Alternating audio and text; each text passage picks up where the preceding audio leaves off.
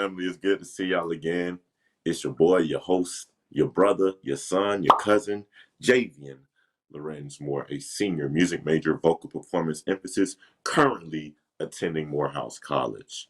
Now, today we're going to talk about something very, very important. Now, this thing is going it's going to take you a long way. It can take you a long way if you let it. We're going to talk about networking. And of course, if we're going to talk about networking, we got to have a networking expert, none other than my brother, my friend, LTL. My boy went to Morehouse and graduated. I'm introducing him so y'all can hear from him. He gonna tell you a little bit about himself. So let's introduce our guest. My boy, how you doing, man? Good, brother. Good to see All you, right. man. Yeah, same. I'm Lenarian Norwood Jr., also known as LTL. I'm a graduated communications major from Atlanta. I'm at Morehouse, and I enjoyed every bit of that college experience. If you go into college, go to an HBCU. That's the best thing I can tell you. Come on now. That And if boy's you, speaking facts already now. He ain't lie. He ain't lie. All right, brother. So today we're gonna talk about networking, just like I just said. So, my brother, what would you say made you realize the significance of networking, or what made you feel like you had to start networking? um, it was a life or death situation for me. See, when I was younger, uh, first off, my parents had me when they were young, babies making babies. It was around 15, 16 years old when they had me. Man, when I was younger, my dad was in prison, and my mom, she was still trying to live her life, so she was in and out. And hate to say it, I probably became the most literate person in my immediate household at around 7, 8 years old. Um, but I had to since I didn't have my father around for the first few years of my life because he was in prison, I didn't have a male figure. And so the things that, you learn from having a male figure in your household, I had to go learn it elsewhere. And in order to do that, I had to develop a relationship, right, with people to do that. So I had to sit back and look and be like, okay, what men around me, right, um, can help me, you know, develop into a man. So I latched on to teachers, principals, the doctors. When I go to the doctor, I ask them questions. So I learned that trait there. I used it in a lot of other aspects of my life. Hmm. Okay. So being around individuals that you see doing something and gaining information from them. That's good, brother. Asking questions. Okay. So for our viewers that may not be as extroverted as you are and want to be more successful in the networking platform, what would you Mhm. say the first step is for them? Because just like you said, your situation was a life or death situation. So you learned how to gain information from the people that you saw doing something that was leading to something positive. So for the people that Mhm. haven't necessarily had to do it, were never put in a position to do the things that you've done and are introverted, how would you say they can go about that process? Well, I think network is one of those things people overcomplicate, right? Um, it's really networking is like growing a plant. Let's take a rose for an example, right? When you grow a plant, the very first thing you want to do is identify the soil. You want to make sure you got good soil in order to put the seed in, right? Once you do that, once you make sure you got good soil, you make sure everything founded properly, the soil laid properly, the seed inside of the soil, you're in a good position, right?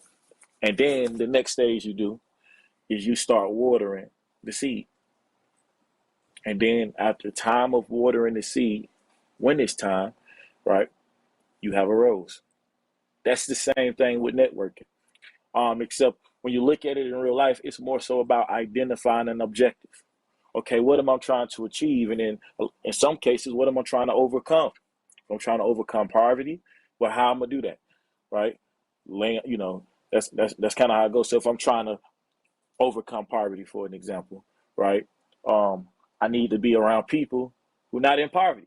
You see what I'm saying? I Mm. need to be in situations that they're in, that Yes. allowed them to not be in poverty. If my goal is to start an Uno club, right? Then the very first thing I need to do as far as identifying the soil, right, is being able to see, okay, who play Uno. And if in this club I Hmm. want the greatest Uno players, and I gotta be able to separate, you know, people who don't know how to play that well to the people who do, right? That's determining if you got good soil or not. You see what I'm saying? And then what I do is I go start talking to these people, playing Uno with them. And in that same process, I still be, because seeing whether or not the soil is good and will maintain is an ongoing process. So I still, be playing Uno, talking to them, chopping it up, and then I determine, okay, this is the team I want to put. I put my team together, right? And in that talking to them phase, right, that is when you water the flower, you build the Mm. relationships. You keep playing Uno with them. You keep having the conversations with them. Do stuff outside of Uno. You see what I'm saying? But you want to build, and the better you build a relationship with people, right? The more of a network it is. If that makes sense. Mm. Yes, So just sir. have an objective. That's that's good, brother. That's good, homeboy. So I like how you emphasize making sure the soil is good as an ongoing process. That's Mhm. that's very important, I believe, to recognizing that. Um, it's not networking something that just stops after you get what you wanted, but it's something that is a Mhm. continuous cycle because things are ongoing and always changing. Therefore, sometimes that soil may have to be adjusted, or sometimes the way you water in that seed may have to be adjusted as well. So that's really good, brother. So as far as you talking about you watering and reaching back. I feel like, and I think you can agree, but I feel like it's easy for people. It's easier for people to initiate than it is to be consistent with that communication and Mhm. networking.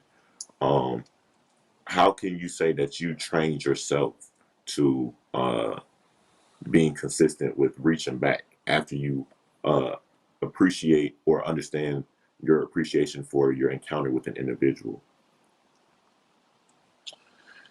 Um, well, how I learned is actually pretty funny, right? So don't judge when I explain how do I get good at it. Well, I'm a naturally outgoing person, right? So it made things easier, you know. But when I was younger, like elementary, middle school, right, and I started, asking, start building relationships with these people. I would ask any and I'll ask any person growing up who had a good head on their shoulder, and I thought they was like being successful to be my mentor, right? And I had learned something. I said, look, I had the first two people I did that, they took me out to eat, right? That's what they do when you're a child, and they call yourself their mentor. They take you to eat, and they would Hmm. take me to places because I grew up poor on food stamps, so they'd take me places I never been before. So I made sure that once I met them, I followed up so we can get to that point. Again, have an objective. Have an objective. So we want to get to that point where I'm at a steakhouse at 8 years Right. old, steak bigger than my hand. Um, so I got into the habit, and what I did for myself was I would text somebody or meet somebody, right? And I immediately send them a text message of my name and for some situations where I met them from.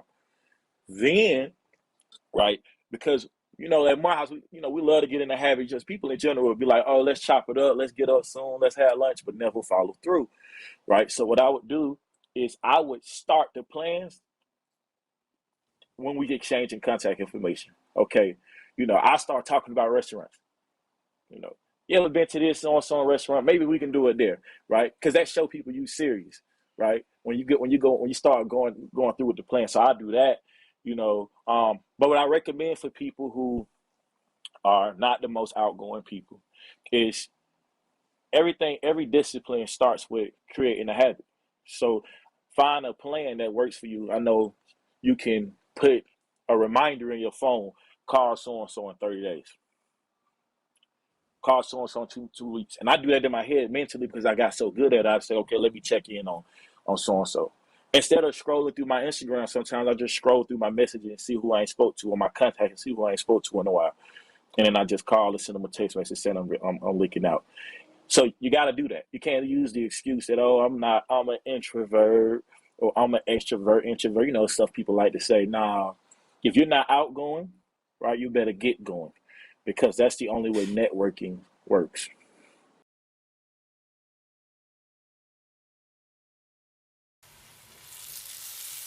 Today, we're going to be making some southern fried okra. I know you guys probably saying, ooh, I don't like okra, it's too slimy or whatever. But I'm going to tell you, the way we're going to deep fry this thing, you're not going to taste any slime. Let's go.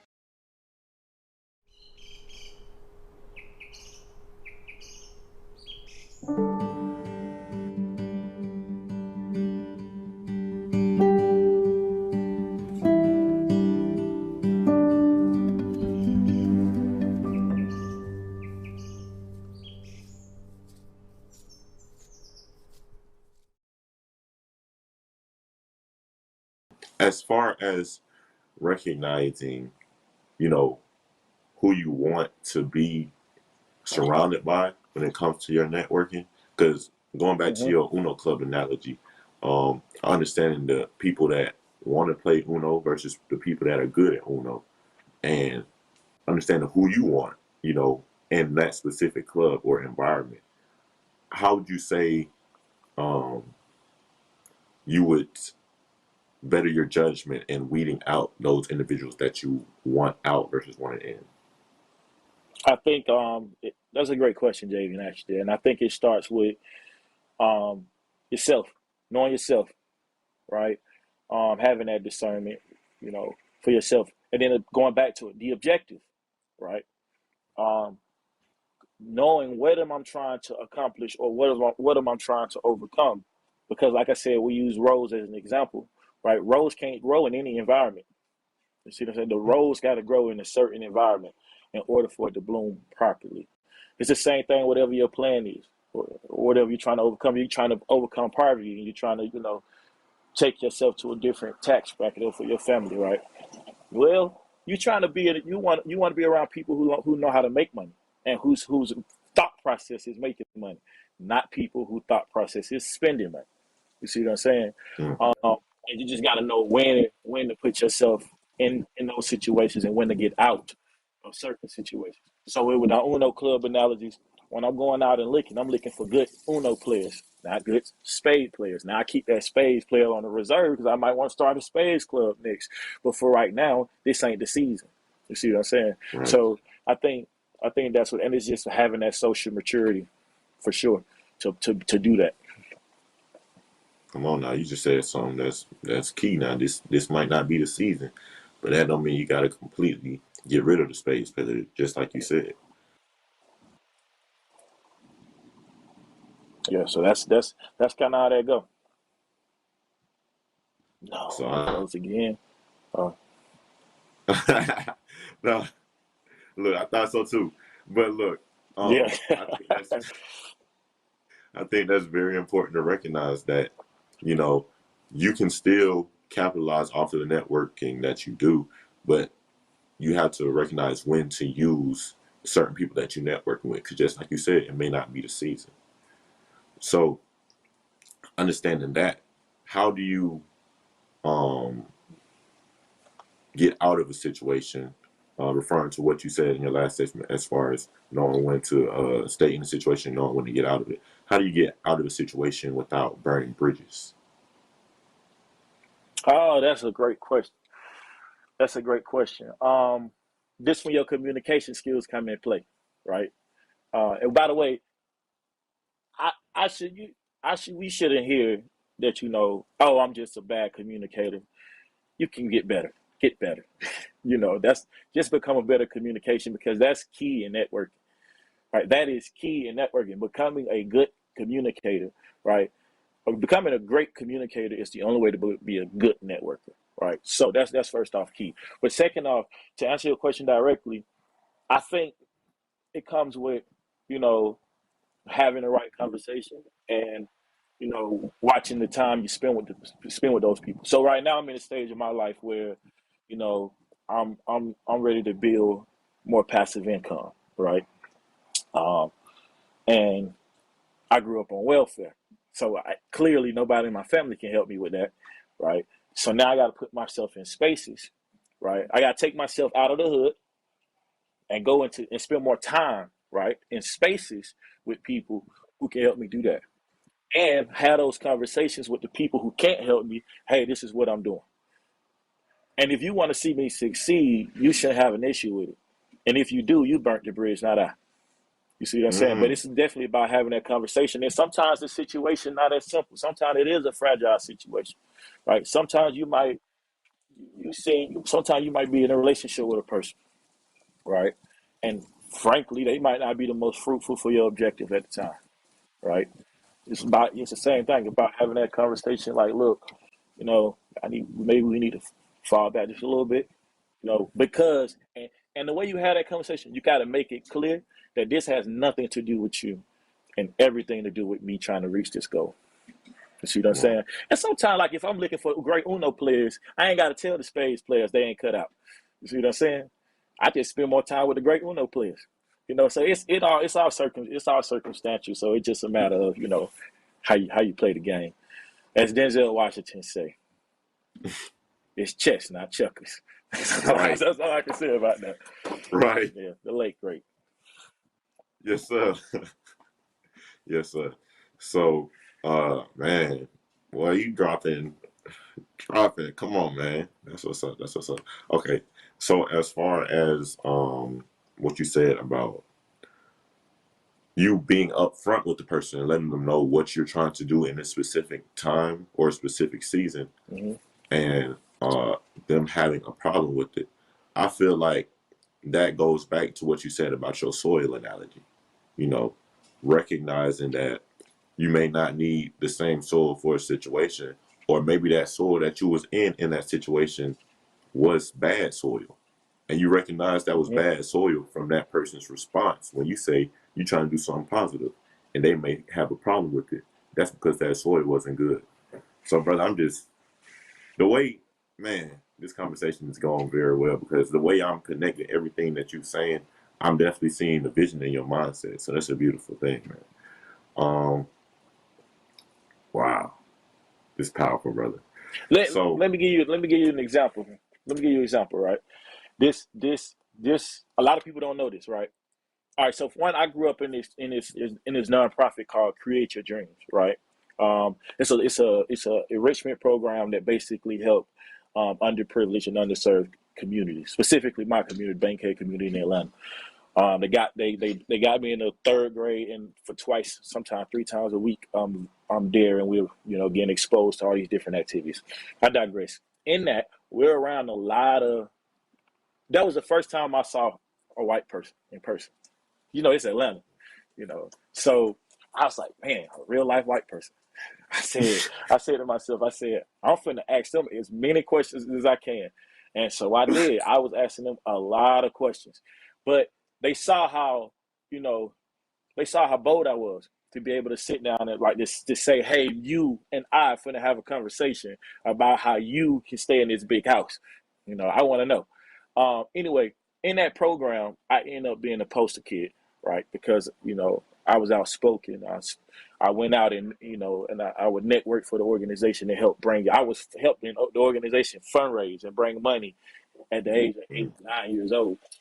And so I would we used to have a wish list, and you had a Christmas. We won on the Christmas present. They say it was $150, minimum, right? Man, I would get everything I asked for on the list. The bike alone would be more than the minimum, but it was because I was able to help them build, fundraise because of that. Why am I telling that long story? Right? It might seem irrelevant. Here's why. When it was time for me to go to Morehouse, I didn't get in the first time. I didn't get in the second time, the third, and barely the fourth. When it was time for me to go to Morehouse, um, I didn't know. I had got to a point in the process, so it's just like, man, they really don't want me here, But I didn't want to give up because I got a wealth of people who I know went to Morehouse. There's a reason why I even thought about the school in the first place. So I just started calling everybody in my network. I called people in 100 Black Men and whatnot, and they was able to pull a few phone calls. I even went up there myself, and they was just like, well, if you want to come here, you got to go to the pre-summer enrichment program, PSCP. Pre-freshman summer enrichment program, and you got to pay $3,500. Well, that same nonprofit that I was talking about dropped the $3,500 for me to go to the conditional acceptance program at PSCP. So it just goes to show like how powerful, having people in your corner and having that network can be. Because frankly, without my ability to network, I would have never met you. I would have never been at Morehouse, So I definitely wanted to share that story to show how far, network can take you.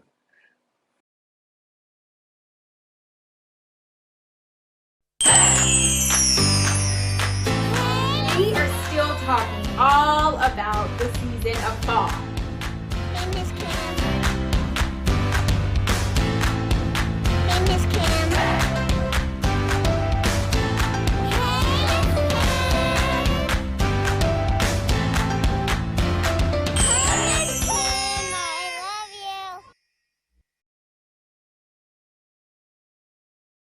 This is the story of a boy who is very sensitive to lights and sounds.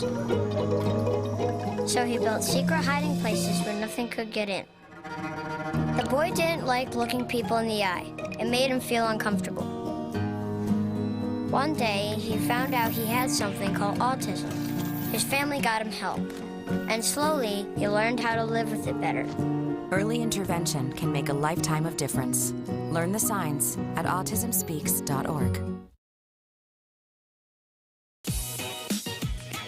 What's up, y'all? It's your boy Jermaine Dolly, Mr. Hello Dolly himself, and guess what? You're tuned in to Tea and Worship with my homies, Mignon and Corey. Keep it out, y'all.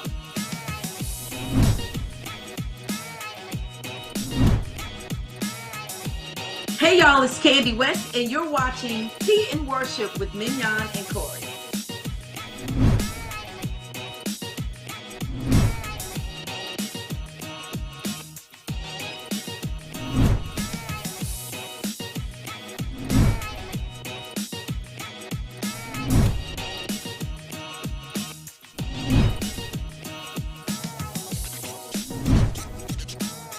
It's your boy James Fortune, and you are watching my favorite news show, Tea and Worship, with my sis Mignon and Corey.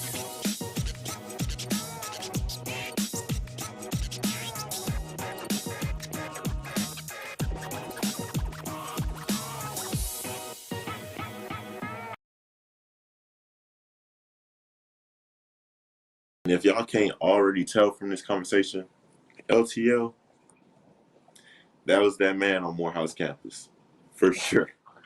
Definitely. Folks definitely know who he was, man. And still, even after Morehouse, still networking. And this, I don't want y'all to think, I don't want the audience to think that we just talking right now. Like, LTL actually does everything that he's saying, literally. And it's seen through his life. Go ahead. No, you go ahead, brother. You good. So, Javian, did I ever share with you how I became a trustee of the college? No, sir.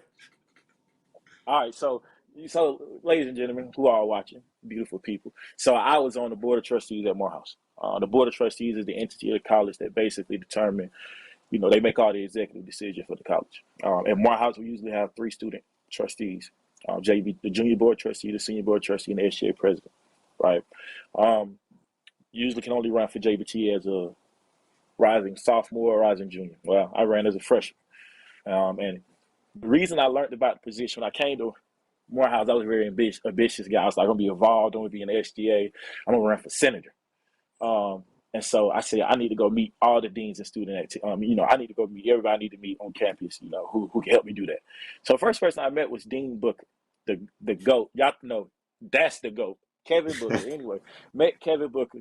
I went to his office, and I literally, the very first thing I said to him, and sometimes you can be as bold like this. The very first thing I said to him, I heard you were the man on campus, and now I'm going to make this man my friend. What up with you? My name Lanarian. What's your name? He said Dean Booker, and that's how it started. Like, we built the relationship. So one day he took me to, he called me, right? So every day I don't care if I was late to class, I made it my business to come speak to Dean Booker, because he's literally, if you go to Morehouse, you know that Dean Booker is the godfather of Morehouse. Everything run through him. So I had to make sure I made him my dog. And genuinely, like, it wasn't me trying to take advantage. It was just like, man, I heard that you make things happen, right? And I want to get to know the guy who made things happen. And we, every time I just came and I speak to him every day, just ask him about his well-being. How your day going today, Dean? Talk to him about football. Anyway, one day he called me and he was just like, you got a suit? So I could put one together. He said, all right, well, meet me on Brown Street by the white van at 6 o'clock. 6 o'clock come, I'm pieced up in a little suit, and I get in the van. When I get in the van, I'm the youngest one in the van, and everybody is everybody who run the campus. Head of CASA, president of SGA, the vice president of SGA, the chief of staff, like all these people on this van. And I'm in like la land, because it's like, man, these people doing what I want to do. But I'm finna ask so many questions. They finna say he talked too much by the time they trip over with, and I did just that. Right? They were falling asleep and everything. I ain't care. Whoever was voting, I'm asking. So I'm asking. We talking about issues on campus. I got a genuine passion of making sure I left an impact at Morehouse. Like, I'm still committed to that. I still respect. But I asked questions. I said, hey, what y'all thoughts about SGA, being within SGA? We ain't gonna get into all that. But they shared that to me, and then I found out, right, and just having these conversations, that there was a position on campus called the trustee position. It's not a very popular position, and it's very hard to do it right now because the adult trustees, or the professionals that's on the board, they don't quite respect the student trustees. I was like, what? Word.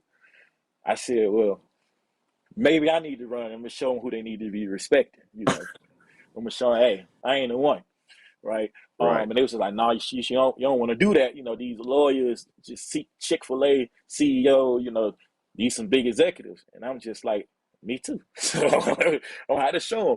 So we had a conversation. I learned about the position, immediately switched my gears. I no longer want to be senator. I want to be a trustee. But I didn't know the first step to do that.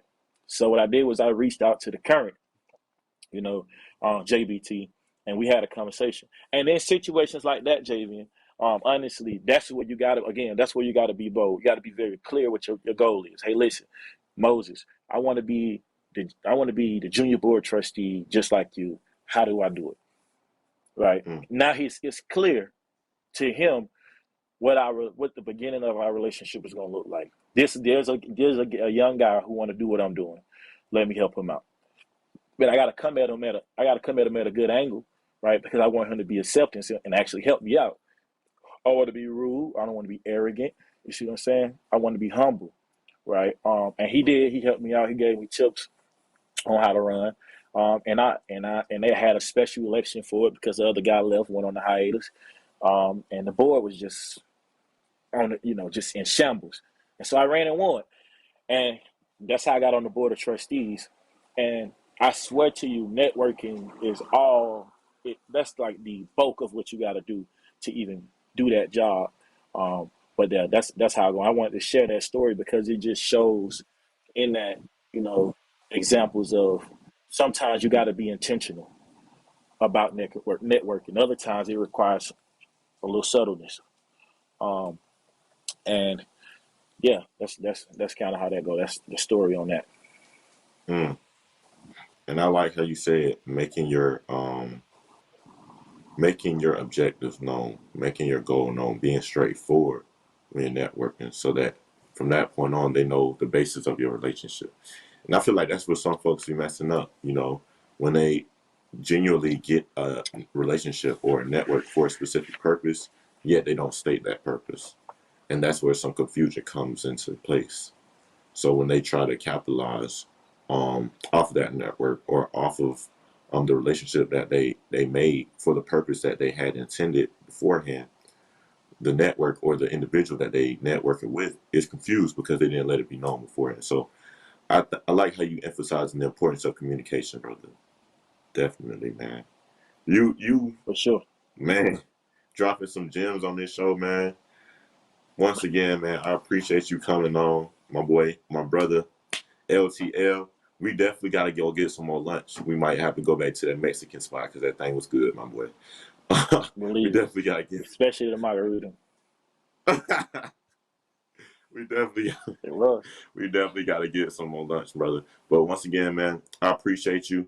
And ladies and gentlemen, if you couldn't tell from that conversation, LTL was that man. Please take note of everything that was said because it is very serious and very, very important as far as networking.